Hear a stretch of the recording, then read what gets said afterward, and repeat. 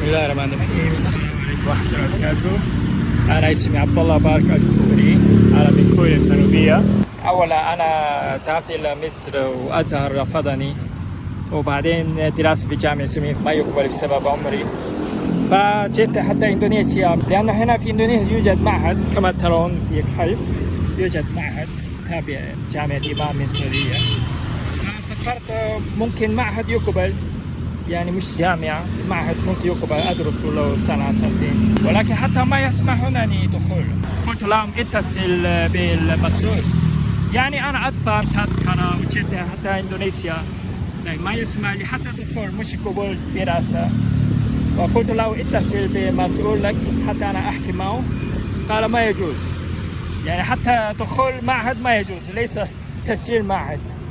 ما هذا يعني. أنا قلت له أنا طالب من كوريا أريد أدرس، لأن أنا جئت إندونيسيا من أجل هذا، لكن ما يسمح لي حتى دخول ولا حتى أحكي مع أساتذة في هذا المعهد.